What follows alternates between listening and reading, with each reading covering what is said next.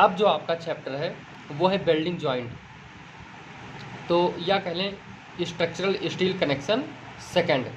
तो welded joint में आपका दो जॉइंट यहाँ पर इम्पॉर्टेंट है, एक है फिलेट वेल्ड और दूसरा है बट वेल्ड। आपके बीटीयू बोर्ड की बात करें, क्योंकि हम बीटीयू बोर्ड के अकॉर्डिंग ही क्वेश्चन को देख रहे हैं यहाँ पे, ठीक है। तो अगर जो हम बीटीयू बोर्ड के अकॉर्डिंग बात करेंगे यहाँ पर थोड़ा सा पॉइंट की, एक मिनट रुक जाइए क्योंकि वीडियो क्लियर नहीं आ रहा है, ब्लर हो रहा है थोड़ा सा।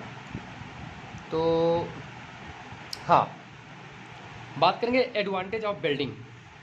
ये आपका इम्पॉर्टेंट है, यानी कि बिल्ड का जो भी है क्या बोलते हैं इसे, लाभ और हानियाँ, ये आपको लिखने के लिए बीटीयू बोर्ड में आपके आता है। तो आप इसे लिख लेंगे, मेरे ख्याल से इसमें कुछ समझाने वाला बहुत खास पॉइंट नहीं है।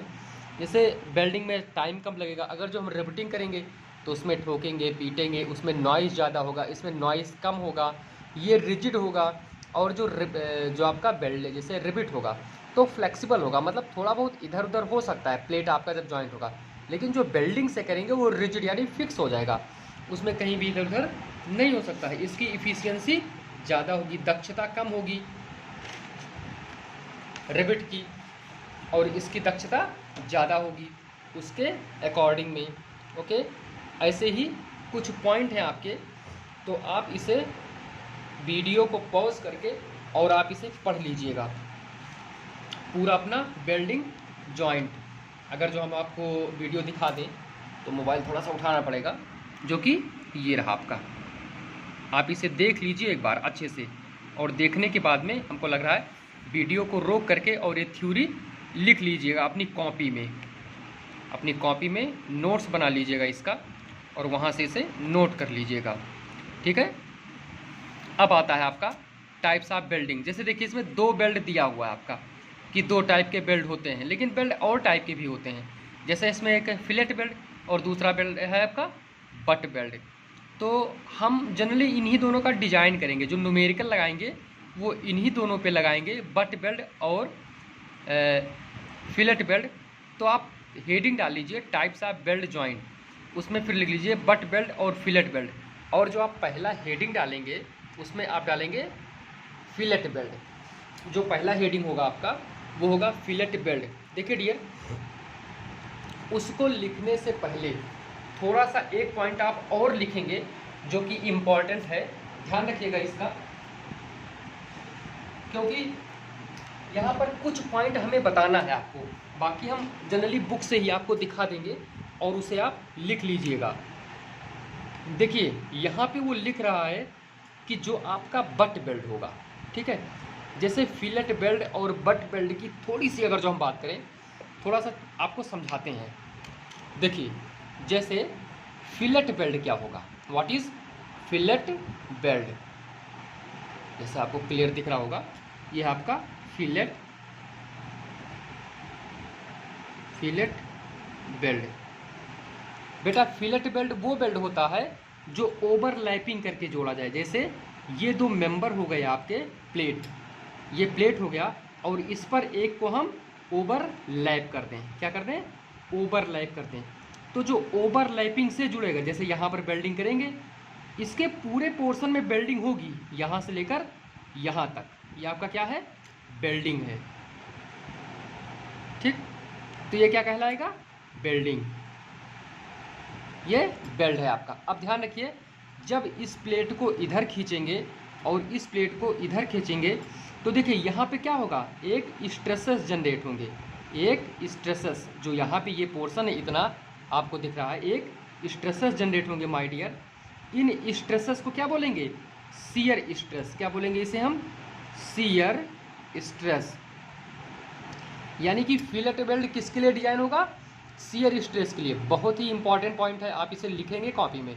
फिलेट बेल्ट की जो डिजाइनिंग होगी वो किसके लिए होगी, शियर स्ट्रेस के लिए। और बट बेल्ट की जो डिजाइनिंग होगी माय डियर, जैसे हम अगर जो बट बेल्ट की बात करें तो बट बेल्ट को हमें ज्वाइंट करने के लिए दो कवर प्लेट की आवश्यकता होगी। इसमें हम इसको किससे ज्वाइंट करेंगे, बट बेल्ट को कवर प्लेट से। फिलहाल इसको अभी हम छोड़ दे रहे हैं, अगर जो हम इसकी बात करें तो ज्वाइंट में करना है तो यहाँ पर कवर प्लेट लगाओगे आप, ठीक। और कवर प्लेट लगा करके इसमें वेल्डिंग कर दोगे, यहाँ पर आप वेल्डिंग कर दोगे। जब आप इसमें टेंशन फोर्स लगाओगे तो देखो यहाँ से ये ब्रेक होने की कोशिश करेगा, जैसे यहीं तो आप वेल्डिंग भर रहे हो, तो इसमें क्या जनरेट होगा, टेंशन। इसमें कौन सा स्ट्रेस आएगा, टेंशन, ठीक। तो ध्यान रखिएगा, जो फिलेट वेल्डिंग डिजाइन होगा वो शियर के लिए होगा, और जो आपका ये डिजाइन होगा बट वेल्ड, ये क्या है आपका, बट वेल्ड, ये आपका किसके लिए डिजाइन होगा, टेंशन के लिए। और टेंशन स्ट्रेस क्या होता है, सिग्मा 80 से उसे हम लिखते हैं। ये 2 पॉइंट आप ध्यान रखिएगा, ये 2 पॉइंट आपके काफ़ी इम्पॉर्टेंट हैं। ओके, अब आपका आता है, जैसे अगर जो हम थ्योरी की बात करें कि फिलेट वेल्ड में तुम थ्योरी क्या लिखोगे, तो देखो हम आपको थ्योरी दिखाई दे रहे हैं, और डायग्राम आप इसे बनाओगे फिलेट वेल्ड में, ये डायग्राम, और दूसरा डायग्राम आप इसे बना लोगे, ठीक है, ये भी डायग्राम आप बना लोगे।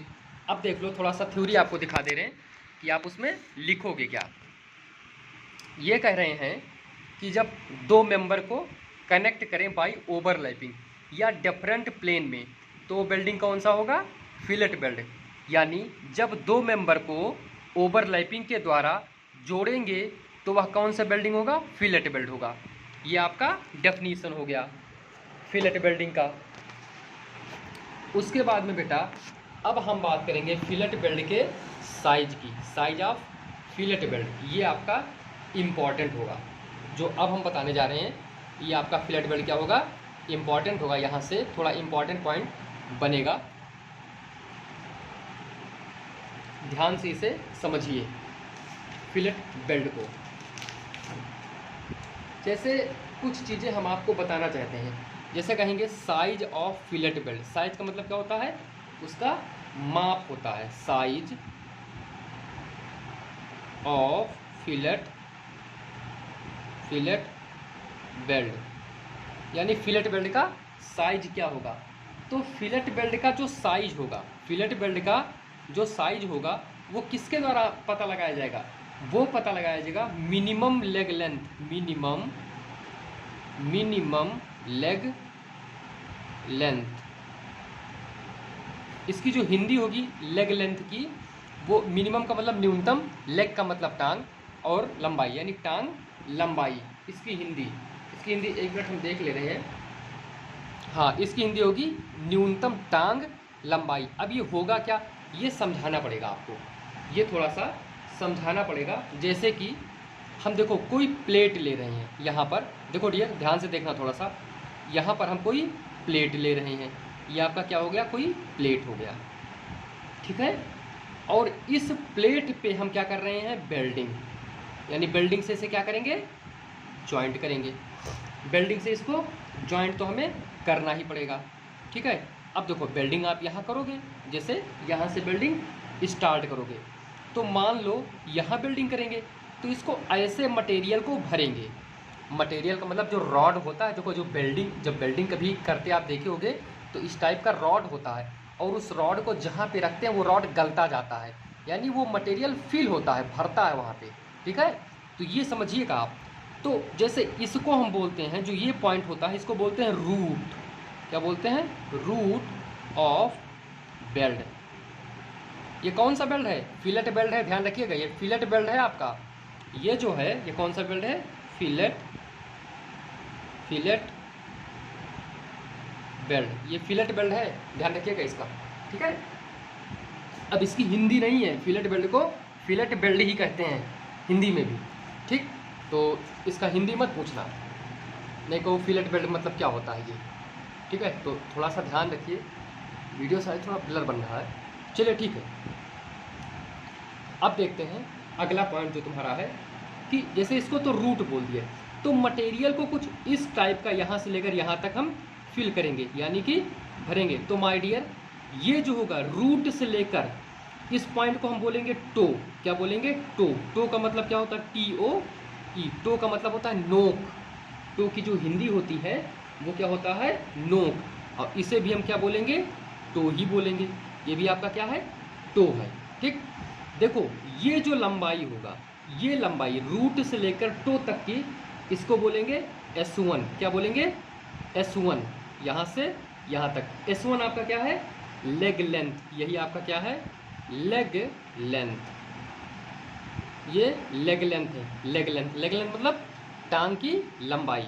और माय डियर, इस रूट से लेकर इस टो तक की जो दूरी होगी वो होगी S2। ये क्या होगा? S2। ये S है, ये भी आपका क्या होगा? Leg length. ये आपका क्या होगा? Leg length. और रूट से इस ट्रायंगल का जो परपेंडिकुलर डिस्टेंस होगा, ये बहुत इंपॉर्टेंट पॉइंट है। ये जो परपेंडिकुलर डिस्टेंस होगा इसको हम बोलते हैं टो। क्या बोलते हैं? सॉरी, इसको हम क्या बोलते हैं? Effective throat thickness. इसको बोलते हैं थ्रॉट थिकनेस। थ्रॉट का मतलब गला,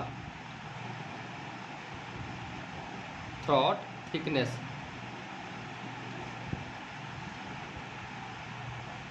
थ्रॉट थिकनेस, ठीक। इसकी जो आपकी हिंदी होगी वो होगा कंठ मोटाई। देखिए, इसका जो हिंदी होगा वो क्या होगा? कंठ मोटाई। इसकी हिंदी होगी कंठ, और थिकनेस का मतलब मोटाई। देखिए, हम हिंदी भी आपको लिख दे रहे हैं, ठीक है, समझ जाइएगा। कंठ मोटाई। और रूट, जो आपका रूट है, ठीक है, उसको तो रूट ही बोलेंगे। बाकी आप उसकी हिंदी बुक में देख लीजिए अगर जो आपको मिले तो, क्योंकि इसकी हिंदी एग्जैक्ट हमें याद नहीं आ रहा है, ठीक। अब आप ध्यान रखिए कि आपका साइज, जो साइज होगा, ठीक, फिलेट बेल्ट का, ये कितना हो जाएगा? मिनिमम मतलब न्यूनतम S1, S2। यानी S1 और S2 में जो वैल्यू कम होगी वो आपका क्या हो जाएगा? Size of fillet belt. क्या इतना पॉइंट आपको क्लियर है? अगर जो ये पॉइंट आपको यहाँ से क्लियर है तो आगे का पॉइंट जो हम जानेंगे, थोड़ा सा कुछ आपको थ्योरी भी इसमें लिखना पड़ेगा। जैसे कि हम बात कर लें कि मिनिमम साइज, मतलब अगर जो प्लेट के अकॉर्डिंग बात करें कि फिलेट बेल्ट की मिनिमम साइज, जैसे प्लेट की कुछ मोटाई दी होगी, minimum size of fillet belt. Fillet belt की मिनिमम साइज आपकी क्या होगी? तो जो मिनिमम साइज होगा माय डियर, ये आपको लिखना पड़ेगा। देखिए, मान लीजिए, जैसे एक एग्जांपल ले रहे हैं आपके सामने हम, कि ये आपका प्लेट हो गया, ठीक है, ये आपका क्या हो गया? प्लेट। और इस प्लेट की मोटाई है 10 mm, इस प्लेट की, ठीक। और जो दूसरा प्लेट ले रहे हैं, ओवरलैप ही ज्वाइंट करेंगे, इसकी मोटाई 8 mm है, 8 mm है। अब ध्यान रखिएगा, जो बेल्ट की साइज होगी, प्रैक्टिकली बता रहा हूँ आपका, जो बेल्ट की साइज होगी वो 8 mm से कम नहीं रखी जाएगी। जो यहाँ पर हम बेल्डिंग करेंगे वो कितना रखेंगे? 8 mm। यानी थिकनेस ऑफ प्लेट की मोटाई पर बेल्डिंग का साइज डिपेंड करेगा। हिंदी में लिख लीजिए कहीं आप नोट में कि जो बेल्डिंग का साइज होगा वो किस पर डिपेंड करेगा? प्लेट की थिकनेस पर। कौन से प्लेट की थिकनेस पर? पतले वाले प्लेट की थिकनेस पर बेल्डिंग का साइज डिपेंड करेगा, निर्भर करेगा। ये आप कहीं हिंदी में इसे लिख लीजिएगा नोट में, ठीक है। तो अब यहाँ पर जो साइज होगा बेल्डिंग का वो 8 mm होगा। ये सब बना करके और हिंदी में नोट ऐसे लिख लीजिए जो पॉइंट मैं बोल रहा हूँ इस टाइम। जैसे अगर जो हम एक साइड यहाँ पर बनाएं, एक साइड हम लिखें थिकनेस, आपको दिख रहा होगा थिकनेस ऑफ प्लेट, यानी प्लेट की मोटाई। और दूसरे साइड हम लिखेंगे डियर, दूसरे साइड हम लिख दें minimum size of belt, minimum size का मतलब माप, न्यूनतम माप बेल्ट का, यानी फिलेट बेल्ट। अगर जो प्लेट की जो साइज है वो 0 से 10 mm तक है तो बेल्डिंग की मिनिमम साइज कितनी रखेंगे? 3 mm रखेंगे।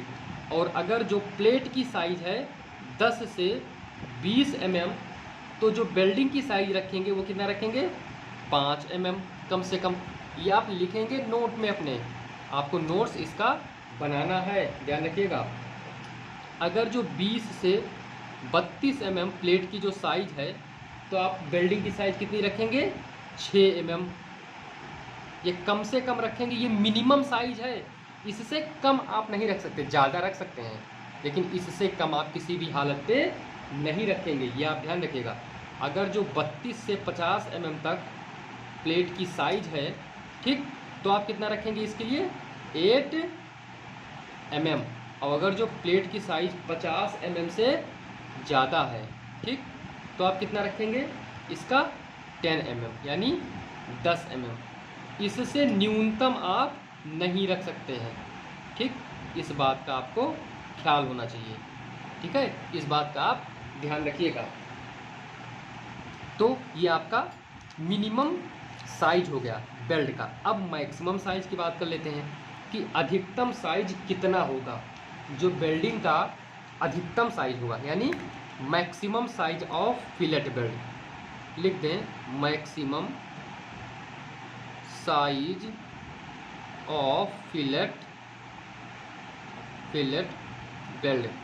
देखो बेटा, ये आपको निकालना पड़ेगा, यानी कि साइज ऑफ बेल्ट को किससे लिखते हैं? एस से। एस मैक्स हो गया आपका, एस मैक्स। तो यहाँ पर लिखेंगे टी मिनिमम। अभी हमने प्रैक्टिकल एग्जांपल देकर बताया है टी मिनिमम क्या है। ये 10 mm की प्लेट, ये 8 mm की प्लेट, तो इनमें से जो कम होगा वो टी मिनिमम होगा, ध्यान रखिएगा इस बात का, ठीक। तो टी मिनिमम माइनस 1.5, ये किसके लिए होगा? ये एक फॉर्मूला है, ठीक। अगर जो ये तुम्हारा होगा फॉर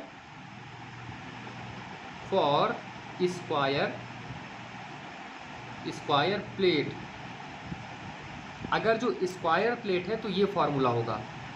स्क्वायर प्लेट का मतलब समझ रहे हैं आप लोग?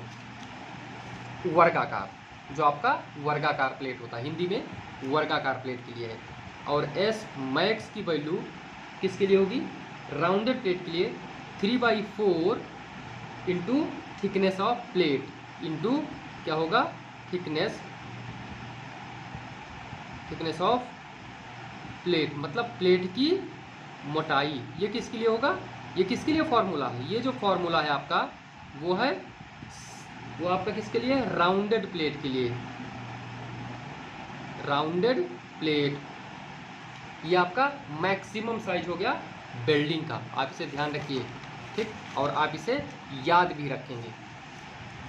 अगर जो याद नहीं रखेंगे तो क्वेश्चन लगाने में थोड़ी सी प्रॉब्लम आएगी, इस बात का आप ध्यान रखिएगा, ठीक है। इंपॉर्टेंट क्वेश्चन है ये सब जो मैं बता रहा हूँ इस टाइम, ये बहुत ही इम्पॉर्टेंट हैं, या किसी भी हालत पे भूलेंगे नहीं इसे आप, ठीक है।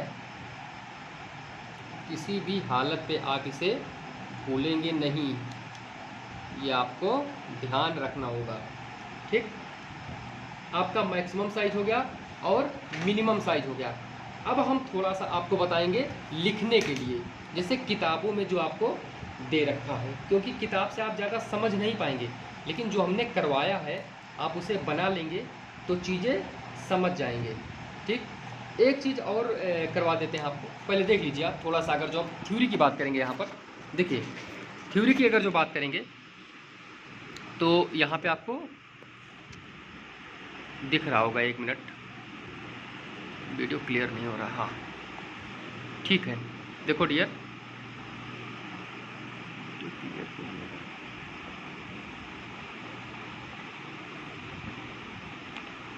वीडियो क्लियर है, हाँ अब थोड़ा क्लियर बन रहा है।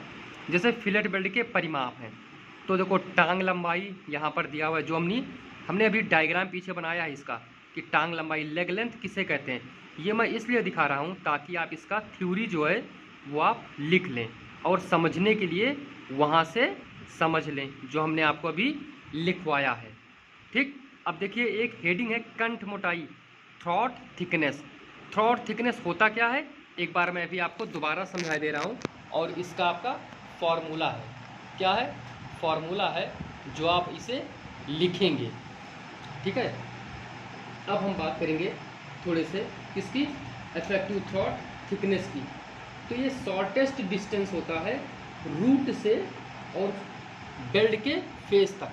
अगर जो हम इसका छोटा सा डायग्राम यहाँ पर बनाएं, तो जैसे ये कोई आपका प्लेट हो गया, देखो ये हेडिंग है, हेडिंग डाल लेना कंठ की मोटाई। क्या हेडिंग डालोगे? इफेक्टिव थ्रॉट थिकनेस, इफेक्टिव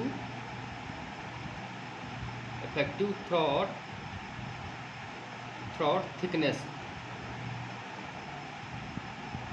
इसका मतलब इफेक्टिव थ्रॉट थिकनेस का मतलब क्या हुआ? इफेक्टिव थ्रॉट थिकनेस का मतलब हुआ कंठ की मोटाई, कंठ की मोटाई। तो देखिए ये आपका प्लेट है, इसको हमें ऐसे जॉइंट करना है, यानी हम बेल्ट से इसे जोड़ेंगे। तो बेल्डिंग से भाई यहाँ पर बेल्डिंग करोगे तो यहाँ से लेकर यहाँ तक ऐसे मटेरियल को इसमें फिल कर दोगे। ध्यान रखना डियर, रूट से ये परपेंडिकुलर है, देखो फेस आप बेल्ट है ना, रूट से और फेस तक की, इसके बेल्ट के फेस तक की जो शॉर्टेस्ट डिस्टेंस होगी वो क्या होगा? टी थ्रॉट होगा। टी थ्रॉट मतलब कंठ की मोटाई। ये क्या होगी? कंठ की मोटाई होगी। ठीक, एक बार फिर से डेफिनेशन याद रखिए, बेल्डिंग के रूट से बेल्ट के फेस तक जो सबसे छोटी डिस्टेंस होगी, दूरी होगी, उसे क्या कहेंगे? इफेक्टिव थ्रॉट थिकनेस कहेंगे। ठीक, इसका डेफिनेशन आप याद रखेंगे। तो जो टी थ्रॉट होगा, टी थ्रॉट, उसका फॉर्मूला होता है K इंटू एस। एस तो आपका क्या है? एस तो आपका क्या है? साइज ऑफ बेल्ट, तो यह पता है। K जो है माय डियर, K आपका है बेल्ट कॉफिशिएंट। क्या है? Belt coefficient. बेल्ट कॉफिशिएंट यानी बेल्डिंग का स्थिरांक है, एक कांस्टेंट है ये, बेल्डिंग का क्या है? स्थिरांक। तो अगर जो इसकी बात करें तो K जो डिपेंड करेगा एंगल ऑफ फ्यूजन पर, यानी K की वैल्यू होगी, जो अभी हमने बेल्ट बनाया है इसका कुछ एंगल भी होगा, तो K का जो एंगल होगा वो होगा 60 से 120 डिग्री। लेकिन डियर जो ये लाई करता है वो 60 से 90 तक ही लाई करता है, और K की वैल्यू आप ध्यान रखिएगा 60 से 90 के लिए 0.7 होता है। कितना होता है? 0.7 होता है। होता तो पूरे 120 के लिए है, लेकिन जो आपके क्वेश्चन में BTU बोर्ड में इम्पॉर्टेंट है वो कितना इम्पॉर्टेंट है? बस 0.7। K की वैल्यू कितनी होती है? 0.7। फॉर किसके लिए? 60 से 90 के लिए। और अगर जो और एंगल देगा तो आपको क्वेश्चन में वो दिया रहेगा। ये बात आप ध्यान रखिएगा इसे। ठीक, जो नेक्स्ट पॉइंट आपका आता है, नेक्स्ट पॉइंट आता है वो आता है effective thickness, sorry effective length, प्रभावी लंबाई, इफेक्टिव लेंथ। अब इफेक्टिव लेंथ आता है प्रभावी लंबाई। प्रभावी लंबाई हम कैसे निकालते हैं? देखो लिखते हैं L effective EFF effective equals to L overall minus 2 into size of belt, size of belt. ये बात क्लियर है? Size of belt, size of belt का मतलब L overall minus 2 into s. ये आपका क्या हो गया? L इफेक्टिव का फॉर्मूला हो गया, L इफेक्टिव।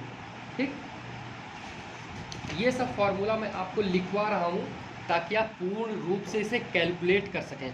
जो अब L इफेक्टिव की आप थ्योरी कैसे लिखेंगे? मान लीजिए आपसे थ्योरी पूछ लिया जा रहा है, तो L इफेक्टिव की थ्योरी क्या लिखेंगे? ओवरऑल लेंथ में से 2 इंटू साइज ऑफ बेल्ट को घटा दिया जाए तो क्या होगा? इफेक्टिव लेंथ होगा। ठीक, इसका आप ध्यान रखिएगा जो चीज़ें मैं यहाँ पर बता रहा हूँ। अब हम बात करेंगे strength of fillet belt. Last formula है आपके क्वेश्चन का। देखिए कितने फार्मूले बने आपके, हमको लग रहा है 2 फार्मूला अभी तक आपका बना।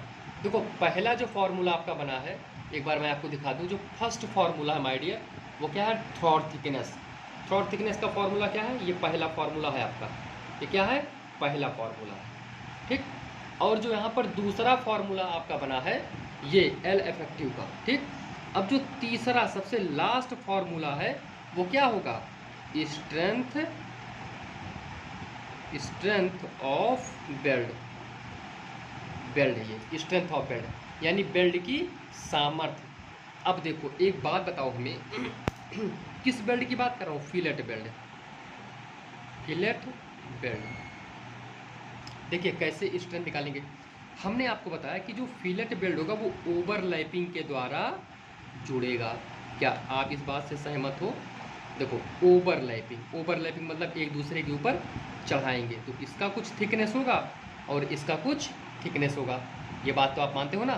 देखो यहाँ पर क्या किया जाएगा, बेल्डिंग, और यहाँ पर क्या किया जाएगा, बेल्डिंग। ठीक, यहाँ पर दोनों जगह इसका क्या होगा, बेल्डिंग हो जाएगा। ठीक, अब देखिए माय डियर, हम जानते हैं स्ट्रेंथ बराबर क्या होता है, स्ट्रेस इनटू एरिया। ये तो जानते हो, स्ट्रेस प्रतिबल इनटू क्षेत्रफल। ठीक, स्ट्रेंथ क्या होता है, सामर्थ्य बराबर। तो देखो सामर्थ्य को लिखते हैं पी से, और फिलेट बेल्ट है तो पी एफ लिख दें।